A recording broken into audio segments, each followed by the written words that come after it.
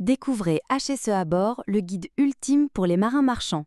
Un manuel essentiel pour vivre, travailler et naviguer en toute sécurité tout en protégeant la mer et votre équipage.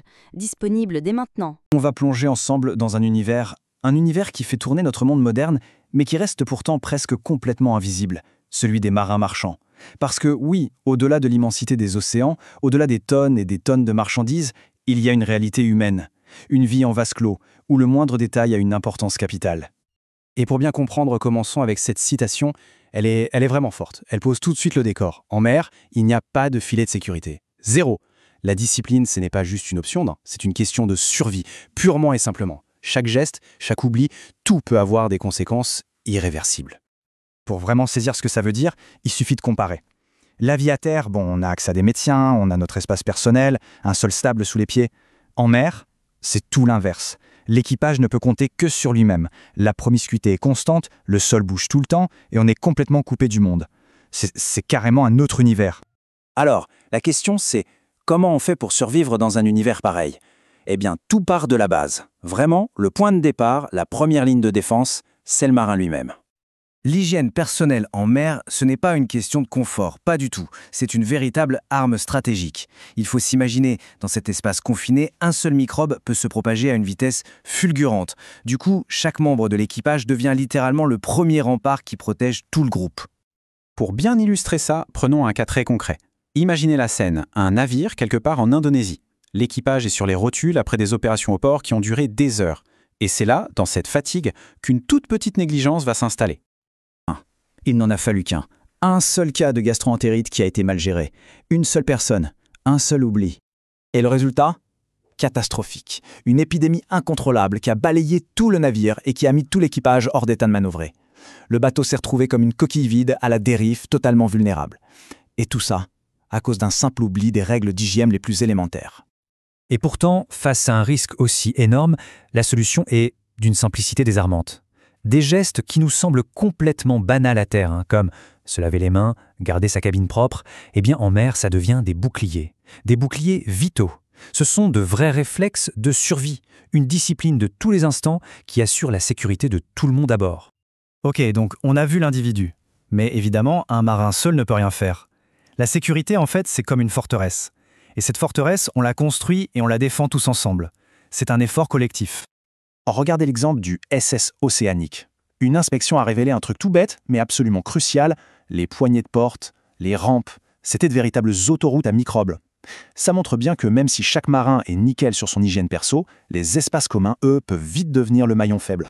Mais attention, la propreté, ça va bien au-delà de la simple question de santé. En fait, c'est le reflet de la culture de tout le navire. Un pont bien tenu, une cuisine impeccable, tout ça, ça envoie un message très clair. Que ce soit aux inspecteurs ou aux clients, le message c'est « Ici, on est des pros, on est disciplinés ». Et c'est dans les situations d'urgence que cette responsabilité collective devient vitale. Imaginez un peu le scénario. On est en pleine nuit, en mer du Nord. Un incendie se déclare à bord du cargo Atlantic Rise. Ça, c'est le cauchemar absolu. La situation aurait pu et aurait dû tourner à la catastrophe. Mais ça n'a pas été le cas. Et pourquoi ? Grâce à ça, le protocole d'urgence. Des heures et des heures d'entraînement rigoureux qui transforment ce qui pourrait être un chaos total en une série d'actions hyper précises, parfaitement coordonnées. Chacun sait exactement ce qu'il a à faire, où il doit aller. Le stress est remplacé par l'automatisme. C'est ça la puissance de la préparation collective. Bon, on a vu l'individu, le collectif, maintenant, élargissons encore la perspective. Parce que la responsabilité d'un marin, elle ne s'arrête pas aux limites du navire. Non, elle s'étend à l'océan tout entier. Ce sont eux, les premiers gardiens de cet environnement. Et cette citation de la capitaine Sofia Martinez, elle résume parfaitement cette idée. Il ne s'agit pas juste de suivre les règles pour éviter de payer une amende. Non, c'est bien plus que ça. C'est un véritable devoir moral, un devoir professionnel envers la planète. Le cadre légal pour tout ça, c'est la fameuse Convention Marpol. Et elle est incroyablement complète. Ça couvre tout. La pollution par les hydrocarbures, par les produits chimiques, les eaux usées, les déchets et même la pollution de l'air. Pour l'équipage, concrètement, ça veut dire une vigilance de tous les instants, partout sur le navire, de la salle des machines jusqu'au pont. Alors, à quoi ressemble le futur pour ce métier, un métier qui est pourtant si ancien ? Eh bien, il est en train d'être complètement transformé par une triple révolution, technologique, sociale et humaine. Il suffit de jeter un œil à cette chronologie pour s'en rendre compte. Pendant des siècles, la navigation n'a presque pas bougé. Et puis, sur les 100 dernières années, tout s'est accéléré d'une manière fulgurante.